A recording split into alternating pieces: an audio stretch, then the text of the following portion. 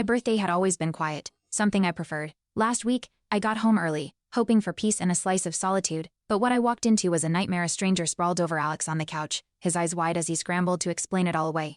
He blocked the door. Friends spilled out of hiding. "It's just a prank," he said. I was already breaking. Cheating wasn't new to me. My mom had done it to my dad, and that fracture never healed in our family. My first boyfriend repeated history, cutting deeper. When I met Alex, he seemed different, gentle, warm. I told him I don't joke about betrayal. He promised he'd never hurt me. I believed him. We even talked about moving in together. Somewhere in my drawer sits a photo of my parents before the lies. Alex wasn't just my boyfriend, he was my safe place.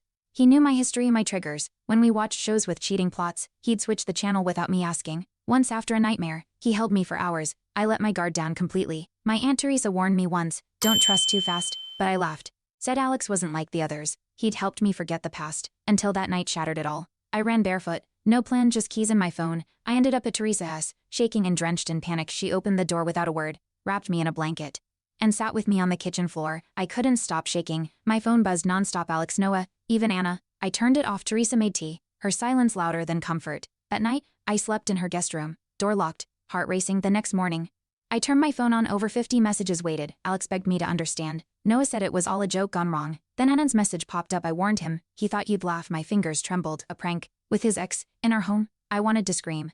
Teresa stood behind me, reading over my shoulder. "That's not a joke," she said flatly. "That's cruelty with a candle on top." I tried to block them all, Alex, Anna, even Noah, but curiosity clawed at me. I needed to know more. Through Noah's texts, I learned Anna wasn't even supposed to be part of the prank.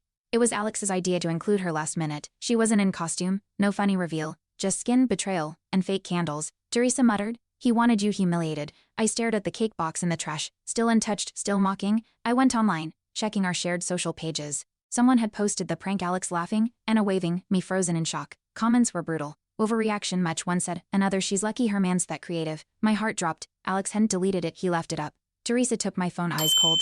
"He wanted applause," she hissed. I deleted the account, every trace. My hands shook. But this time, it wasn't fear, it was fury. Alex showed up at Teresa's best, uninvited, flowers in hand. He looked like he hadn't slept. "Please, just hear me out," he begged. I stood firm at the doorway. Teresa stood beside me. "You have 5 minutes," I said. His voice cracked as he spoke. Said it was Anna's idea, that he lost control. I watched his hands tremble, but I saw no remorse in his eyes, just panic, like someone caught. "Not someone sorry. I never meant to hurt you," Alex whispered, placing the flowers on Teresa's table. "I didn't touch them. You let your ex straddle you on my birthday." My voice didn't crack, but my soul did. He reached for my hand. I stepped back. Teresa didn't move. She didn't need to. I said, "This isn't a misunderstanding, Alex, it's a decision you made." His lips moved to argue, but I'd already closed the door in his face. I couldn't finish the whole story in this short. The full story is on my channel and link below.